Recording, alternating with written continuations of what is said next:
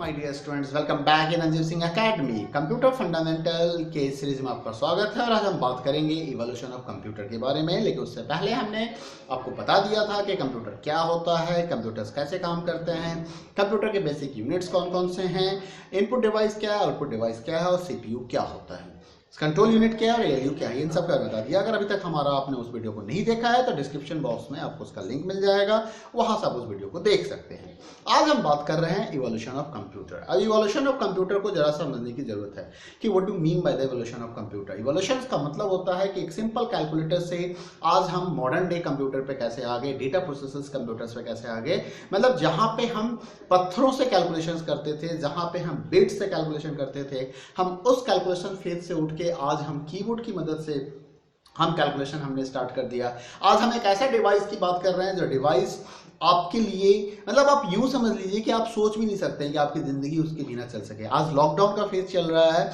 और इस lockdown phase में बेशक अभी अनलॉक 1 आ चुका है, लेकिन इस लॉकडाउन के फेज में भी आप ध्यान कीजिए कि आपका पूरा आपके टाइम्स को यूजेबल बनाने के लिए आपने कंप्यूटर्स को बहुत ज़्यादा यूज किया है।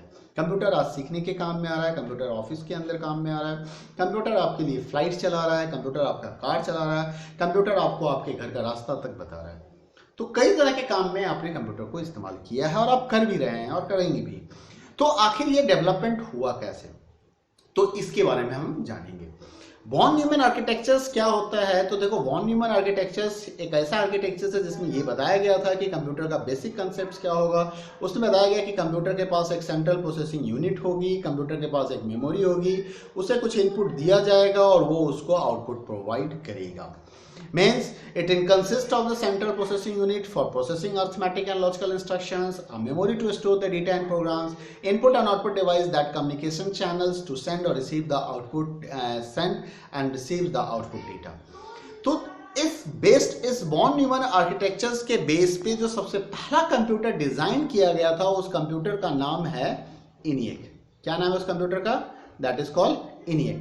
Okay, so the output data, electronic numerical integrator and computer is the first binary programmable computer based on the von Neumann architecture. von Neumann architecture के बेस पे बनाया गया था और ENIAC stands for electronic numerical integrator and computer.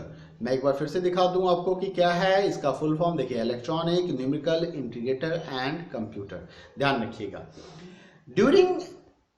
During the 1970s, large scale integration of electronic circuits allowed integration। 1970 में क्या हो गया था, LSI का कंसेप्ट आ गया था। इलेक्ट्रॉनिक सर्किट्स मतलब जिसको हम इंटीग्रेटेड सर्किट्स के नाम से, IC के नाम से जानते हैं, उसका कंसेप्ट आ गया था और यहाँ पे लार्ज स्केल इंटीग्रेशन स्टार्ट हो गया था 1970 के बीच में।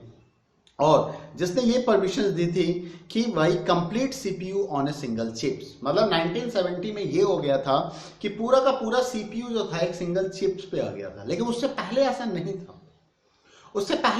था। और वो जो सिंगल चिप्स था जिसके ऊपर वो सारे कंसेप्ट्स आते, सारे कंपोनेंट्स को रख दिया गया था एक चिप्स के ऊपर में, and that is called micro processor. और इसलिए आपके कंप्यूटर को माइक्रो कंप्यूटर कहा जाता है। आपका जो कंप्यूटर है, आपका जो लैपटॉप है, डेस्कटॉप है, this all are the micro computer. तो चलिए इसके बारे में हम फर्दर बात करेंगे, अभी हम इस टॉपिक को फर्दर एक्सप्लेन करेंगे। बट उससे पहले मैं आपको ये टाइमलाइन दिखाना चाहूंगा जो आपको प्रॉपर डेवलपमेंट फेज को बताएगा, कंप्यूटर्स के डेवलपमेंट फेज को बताएगा। तो आइए जरा सा इस टाइमलाइंस को हम समझते हैं अच्छे से कि ये टाइमलाइन क्या है। देखिए, ये टाइमलाइन स्टार्ट हो जा रहा है 500 BC से। ये टाइमलाइन स्टार्ट हो जा रहा है 500 BC से और यहाँ पे कंप्यूटिंग डिवाइस आया था, जिस कंप्यूटिंग डिवाइस का क्या नाम है, एबाकस। क्या नाम है उस कंप्यूटिंग डिवाइस का? Abacus. Abacus is the computing is attributed to invention of abacus almost 3000 years ago, and it was a mechanical device capable of doing simple arithmetic calculations। एक मैकेनिकल डिवाइस था जिसमें beats लगे होते थे उस abacus के अंदर। उस बीट्स की मदद से आप उसे अप एंड डाउन करके, बीट्स को अप करके डाउन करके हम उसको यूज करते थे। आज भी एबाकस का यूज लोगों ने करने लगा है, आज भी यूज होता है for the fast calculating device के लिए। वैदिक मैथ्स में वो एबाकस को यूज करवाया जा रहा है बच्चों को मेंटल स्किल्स उसकी डेवलप करने के लिए, है ना, उनकी मेमोरी पावर को डेवलप करने के लिए वो आज भी हम यूज कर रहे हैं। तो सबसे पहले एबाकस पे हमने कैलकुलेशन स्टार्ट किया था। उसके बाद 1642 में क्या हुआ, आपके पास एक डिवाइस आया जिस डिवाइस का नाम है पास्कलाइन। ब्लेज पास्कल एक साइंटिस्ट मैथमेटिक्स ने एक कंप्यूटर डेवलप किया, कैलकुलेटर डेवलप किया, mechanical calculator, and that is called pascal calculator. और उसी को एक दूसरे नाम से पास्कलाइन के नाम से भी हम जानते हैं, that is also called Pascaline. And it is capable to do addition and subtraction of two numbers directly and multiplication and division through repeated addition or subtraction। मतलब एक ऐसा डिवाइस इन्होंने डेवलप किया 1642 में ब्लेज पास्कल ने, जिसको आप Pascaline कहते हैं, जो ऐड और सब्ट्रैक्ट तो करता ही था, साथ ही साथ दो नंबर्स का, साथ ही साथ मल्टीप्लिकेशन और डिवीजन भी कर सकता था। इसके बाद 1642 के बाद 1834 में आपके पास एक नया इंजन आ गया, जिस इंजन का नाम था एनालिटिकल इंजन। अभी मैंने आपको बताया था कि चार्ल्स बेबेज को फादर ऑफ कंप्यूटर्स कहा जाता है, और वो क्यों कहा जाता है इसके पीछे का रीजन समझिए। क्योंकि चार्ल्स बेबेज ने दो इंजन डेवलप किया था, एक डिफरेंस इंजन, एनालिटिकल इंजन, और वो दोनों इंजन कंप्लीट नहीं हो पाया था उनसे, लेकिन उन्होंने ही कंसेप्ट दिया था कि एक मॉडर्न कंप्यूटर कैसा होना चाहिए। तो analytical engine is the Charles Babbage invented analytical engine, a mechanical computing device for inputting, processing, storing and displaying the output which is considered to form the basic of modern computer. तो ये जो 1834 में revolution आया था ना, computer revolution जो आया, वो चार्ल्स बेबेज के एनालिटिकल इंजन के बाद आया। ठीक है, देखिए यहाँ पे लिखा हुआ, which is considered to form the basic of modern computers. ये बेसिक ऑफ मॉडर्न कंप्यूटर्स के लिए एनालिटिकल इंजन क्या बना, एक बेस बना, लोगों को एक आइडिया दे दिया इस इंजन ने कि मॉडर्न कंप्यूटर आपका कैसा होगा। ठीक है, इसके बाद आप बात करते हैं 1834 के बाद, जो देखो यहाँ पे कुछ इंपॉर्टेंट इन्वेंशंस के बारे में बताया गया है। 1890 की बात करते हैं। 1890 में आपके पास एक मशीन आ गया था, जिस मशीन का नाम था टैबलेटिंग मशीन। हर्मन होलरिथ ने एक मशीन डिजाइन किया था, and that machine is called tabulating machine, and that is for the summarising the data stored on the punch card. ये पंच कार्ड क्या होता है, एक कार्ड की तरह होता है जहां पे इनपुट पंचिंग की माध्यम से हो रहा होता है, और उस मशीन के अंदर जब हम उस कार्ड को डालते हैं तो वो क्या करता है, उसको स्कैन करता है इस तरह से उसके, और वो पंच के हिसाब से, वो जो जैसे आप पंच करोगे तो क्या होगा, बैक साइड में भी निकल के आएगा। तो ये फीलिंग्स होती है इसके ऊपर, जैसे आप किसी चीज पे पंच करके ना ऐसे फिंगर से फील करो तो you are able to read it, आप उसको फील कर सकते हो। तो कुछ इस तरीके से वहां पे डिटेल्स को इनपुट किया जाता था। And here only the first step towards the programming is developed. यहीं से प्रोग्रामिंग का कंसेप्ट आया पंच कार्ड्स के थ्रू, क्योंकि पंच कार्ड ने एक तरह से मेमोरी का काम करना शुरू किया। हम डेटा को पंच करके उस पर स्टोर कर सकते थे, इंस्ट्रक्शंस को पंच करके हम उस पर स्टोर कर सकते थे। तो कुछ इस तरीके से कंप्यूटर से कम्युनिकेशन स्टार्ट हुआ। 1819 में हर्मन होलरिथ, 1834 में एनालिटिकल इंजन, एंड 1642 में Pascaline Blaise Pascal, and 500 BC abacus. उसके बाद आप बात करो 1937 में एलन ट्यूरिंग ने एक मशीन डेवलप किया, and that machine is called Turing machine. The Turing machine concept was a general purpose programmable machine. मतलब एक ऐसे मशीन की कल्पना की गई, मशीन बनाया गया जो प्रोग्रामेबल था, general purpose, that was capable to solve any problem by executing the program stored on the punch cards. Punch cards पे प्रोग्राम को स्टोर करके उस मशीन को दे दिया जाता था, और उस प्रोग्राम की मदद से वो कंप्यूटर आपके इंस्ट्रक्शंस को एग्जीक्यूट कराता था, और डेटा को लेके प्रॉब्लम को सॉल्व करके देता था आपको। तो that is the Turing machine. और ये कब हुआ, 1937 के बाद आ जाइए 1945 में क्या हुआ था, जरा सा यहाँ देखिए। यहाँ पे कंप्यूटर्स मैंने अभी बताया था कि फर्स्ट इलेक्ट्रॉनिक कंप्यूटर जो डेवलप हुआ था वो ENIAC था। जॉन वॉन न्यूमैन ने एक इंट्रोड्यूस दिया, एक कंसेप्ट दिया, stored program computer concept. Stored program का मतलब कि भाई कंप्यूटर के अंदर में इंफॉर्मेशन को स्टोर किया जाए, capable to store the data as well as program in the memory. मतलब डेटा को भी स्टोर करेगा, प्रोग्राम को भी। And that was the IDVAC and the ENIAC computers were developed based on this. IDVAC and ENIAC computer. IDVAC का full form आप मुझे message box में कमेंट करेंगे प्लीज। ENIAC मैंने आपको बता रखा है, electronic numerical integrated automatic computer, और IDVAC का फुल फॉर्म आप बताएंगे मुझे कमेंट करके। ठीक है, मैं इंतजार करूंगा आपके कमेंट्स का कि देखता हूं कितने लोग मुझे कमेंट करके बता रहे हैं IDVAC का फुल फॉर्म। आप गूगल करके देख सकते हैं, पता कर सकते हैं, और प्लीज कमेंट करके बताइए मुझे। इसके बाद 1945 के बाद 1947 जो था ये रिवॉल्यूशनरी फेज था। और यहां पे मैं आपको एक चीज और बता दूं कि ये INVAC और IDVAC के अंदर में यहां पे वैक्यूम ट्यूब का इस्तेमाल किया गया था कंप्यूटर्स को डिजाइन करने के लिए। साथ ही साथ मैं आपको ये बता दूं, जो इनके लिए एक बड़े से हॉल की जरूरत होती थी, पूरे कंप्यूटर्स को एक बड़े से लकड़ी के तख्त पे, लकड़ी के पैनल के ऊपर लगाया जाता था कंपोनेंट्स को। More than 10,000 vacuum tube use होते थे वहां पे कंप्यूटर्स के अंदर, 18,000 से ऊपर, sorry more than 18,000 vacuum tube. और वो कंप्यूटर इतने ज्यादा आग मतलब हिट हो जाते थे कि उनको कूलिंग करने के लिए वाटर कूलिंग का व्यवस्था किया गया था। वाटर कूलिंग का व्यवस्था किया गया था, जो वो स्टोरेज पॉइंट होते हैं जहाँ पे वेजिटेबल्स रखे जाते हैं, ऐसा कि चारों तरफ पानी की मतलब एक धार गिराई जाती थी कि भाई इन्वायरमेंट को कूल किया जाएगा वहां पे, ऐसा होता था। तो यहाँ एक रिवॉल्यूशन आया। अच्छा ध्यान रखना, ये कंप्यूटर बड़े बिग साइज के होते थे। तो यहाँ जो रिवॉल्यूशन आया वो रिवॉल्यूशन आया ट्रांजिस्टर्स के कारण। 1947 में ट्रांजिस्टर्स का डेवलपमेंट हुआ और ट्रांजिस्टर्स ने क्या किया, वैक्यूम ट्यूब्स को रिप्लेस कर दिया। और ट्रांजिस्टर्स का डेवलपमेंट हुआ था बेल लैब्स में, और ये सेमीकंडक्टर मटेरियल से बनाया गया था। और ट्रांजिस्टर की कैपेबिलिटी क्या थी कि more than 10 to 100 vacuum tubes को रिप्लेस कर सकता था वो ट्रांजिस्टर्स। तो क्या हो गया, कंप्यूटर का साइज रिड्यूस कर गया वहां पे। अचानक जो कंप्यूटर का साइज, जो एक बड़े से हॉल में एक कंप्यूटर को एडजस्ट किया जाता था, वो अब थोड़ा सा रिड्यूस हो गया। लेकिन इसके बाद जो एक्चुअल रिवॉल्यूशन है वो रिवॉल्यूशन है 1970 में। 1970 में आपका एक्चुअल रिवॉल्यूशन आया, और वो रिवॉल्यूशन आया इंटीग्रेटेड सर्किट के कंसेप्ट से। एक ऐसा चिप्स डिजाइन किया गया, सिलिकॉन चिप्स, जिसके ऊपर कई सारे मतलब एक स्मॉल एरिया सर्किट्स के ऊपर कई सारे कंपोनेंट्स लगे होते थे ना, वो पूरे के पूरे चिप्स के ऊपर आ गए, इस साइज के चिप्स के ऊपर, which contains an entire electronic circuit on a very small area, and the size of computer has drastically reduced because of the integrated circuits. अच्छा, इंटीग्रेशन में भी चेंजेस आए। पहले क्या था, स्मॉल स्केल इंटीग्रेशन था। छोटे छोटे सर्किट्स को चिप्स पे ट्रांसफर किया गया। बाद में लार्ज स्केल हो गया, थोड़े बड़े बड़े सर्किट को चिप्स के ऊपर ट्रांसफर किया गया। बाद में VLSI हो गया, वेरी लार्ज स्केल इंटीग्रेशन, और बड़े बड़े सर्किट्स को चिप्स के ऊपर ट्रांसफर कर दिया गया। तो इसका नतीजा क्या निकला, कंप्यूटर के साइज छोटे हो गए, स्मॉल साइज कंप्यूटर हो गए। तो ये एक सबसे बड़ा फायदा हुआ हमारा किसका, इलेक्ट्रॉनिक इंटीग्रेटेड सर्किट्स का। तो दिस आर द रिवॉल्यूशन। इसमें देखिए यहां पे एक लॉज है, मुरेज लॉ क्या थे, मुरेज law predicted exponential growth in the number of transistors that could be assembled in a single microchips.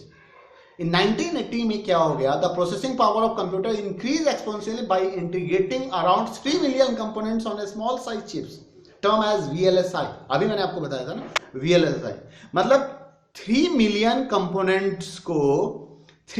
Components आप सोच सकते हैं कि 3 मिलियन कंपोनेंट्स आप काउंट कर लीजिए, काउंट करने में आपको कितना टाइम लगेगा।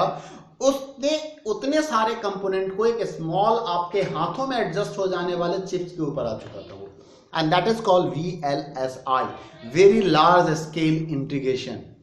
Further advancement in the technology has made it feasible to fabricate high density of transistors and other components, approx 106 components of single IC called super large scale integrations. मतलब बाद में क्या हो गया कि भाई माइक्रो प्रोसेसर्स को भी और छोटा किया गया, तो एक और इंटीग्रेशन का कंसेप्ट आया, and that is called super large scale integration, SLSI.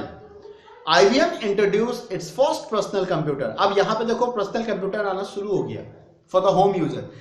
जब तक इंडिया नेटवर्क था ना, तब तक पर्सनल कंप्यूटर का कंसेप्ट नहीं होता था, लोगों के पर्सनली यूज के लिए कंप्यूटर था ही नहीं। बड़े बड़े इंडस्ट्रियलिस्ट यूज करते थे, एक एक कंप्यूटर खरीद लेते थे, वही बहुत होता था उनके लिए, बिकॉज इट्स सो कॉस्टली। तो IBM introduce it's first personal computer for the home user इन 1981 में सबसे पहला कंप्यूटर डेवलप हुआ IBM के थ्रू पर्सनल कंप्यूटर के रूप में, पीसीज के रूप में, ठीक है। उसके बाद तो फिर लोगों ने कई सारे कंप्यूटर बना दिए। एप्पल ने फिर एक मशीनटोस इंट्रोड्यूस किया मशीन्स 1984 में। देखो एप्पल ने 1984 में एक मशीनटोस इंट्रोड्यूस किया, ठीक है। The popularity of PCs start introduction of जो है पॉपुलर GUI एनवायरनमेंट आने के बाद। GUI का मतलब हो गया ग्राफिकल यूजर इंटरफेस, जो नॉर्मली हम आजकल यूज करते हैं, हर चीज पिक्चर्स के रूप में हमें दिखाई दे रहा होता है। पहले ऐसा नहीं था, पहले हर चीज टेक्स्ट के रूप में होता था। आप पुरानी फिल्मों में देख सकते हो कंप्यूटर को वजह टेक्सचुअल इंफॉर्मेशन ही फ्लो कर रहा होता था, है ना। तो अब ग्राफिकल कंपोनेंट आ गया था, ग्राफिकल कंसेप्ट आ गया था, सॉफ्टवेयर में भी रिवॉल्यूशन चल रहा था साथ ही साथ। ऐसा नहीं कि सिर्फ हार्डवेयर में ही चेंजेज आए, सॉफ्टवेयर में भी चेंजेज आए। तो उसके बाद पर्सनल कंप्यूटर्स में क्या हो गया, ग्रोथ ज़्यादा हो गया, लोगों ने ज़्यादा इस्तेमाल करना शुरू कर दिया। अब आपको मैं एक इस फिगर को दिखाता हूँ, इस फिगर को ज़रा ध्यान से देखिए। काफ़ी अच्छा फिगर कंपाइल किया गया है एनसीईआरटी के थ्रू। ये एनसीईआरटी की बुक है, मैं आपको पहले बता दूं तो मैं डायरेक्ट एनसीईआरटी की बुक से ही आपको टीचिंग करा रहा हूं, सो दैट कि आपको एक प्रॉपर बुक अवेलेबल है। इंटरनेट पे ये बुक अवेलेबल है। अगर किसी को इस बुक की कोई कॉपी चाहिए तो आप कमेंट कीजिएगा, मैं लिंक शेयर कर दूंगा, आप वहां से डाउनलोड कर सकते हैं।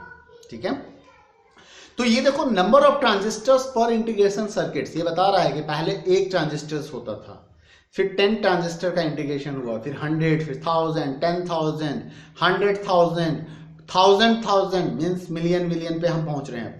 तो देखो कितने सारे ट्रांजिस्टर्स हैं। अब जरा सा ध्यान देना, 50 से पहले ट्रांजिस्टर का डेवलपमेंट हुआ, एक ट्रांजिस्टर का।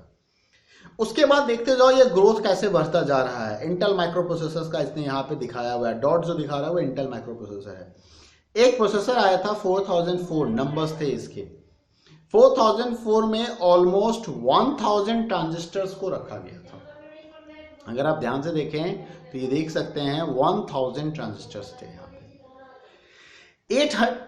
8086 माइक्रो प्रोसेसर्स में डबल्स एवरी 2 ईयर्स, हर एक 2 ईयर्स में डबल्स होता जाएगा। 8086 में आप देख सकते हैं ऑलमोस्ट मुझे लगता है 10,000 माइक्रो ट्रांजिस्टर्स थे। 286 माइक्रो प्रोसेसर्स में 100,000 माइक्रो प्रोसेसर्स थे। आप देखते जाइए हर बार ये बढ़ता जा रहा है, ये हर बार रेशियो बढ़ता जा रहा है। आज के कंप्यूटर की अगर बात करें, कोर i7 की बात करें, तो आपके पास देख सकते हो कितनी बड़े नंबर्स हैं, ये कितने थाउजेंड्स हैं, ये आप देख सकते हो, है ना। तो मिलियंस में इंफॉर्मेशन चल गया, बिलियंस में, billions of transistors is combined on A small micro processors. और वो कोर i7 में आपको देखने को मिलेगा। जो प्रोसेसर आप आज यूज करते हो, जिस प्रोसेसर्स को कई बार आप ये कहते हो तो सिस्टम बड़ा स्लो चल रहा है, आप एज्यूम करो कि कितने सारे कंपोनेंट्स हैं उसके अंदर। तो that is why, that is the SLSI, super large scale integration. VLSI के बाद क्या आया था, सुपर लार्ज इंस्ट्रक्शंस। तो GUI बेस्ड ऑपरेटिंग सिस्टम्स के आने के बाद, माइक्रोसॉफ्ट ने GUI based operating system develop किया था। तो आने के बाद कंप्यूटर्स की पॉपुलैरिटी ज़्यादा हो गई, तो लोग ज़्यादा यूज़ करने लगे। मतलब पहले लोग डॉस कमांड को यूज़ करते थे या यूनिक्स को यूज़ करते थे।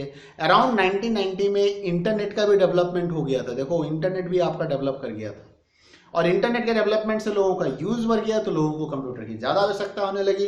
Further with the introduction of laptops, फिर लैपटॉप्स आ गए, पर्सनल कंप्यूटिंग हो गए, ये ज़्यादा पोर्टेबल होता गया। फिर स्मार्टफोन आ गए, टैबलेट्स आ गए, other digital PDA personal digital assistant devices आ गए।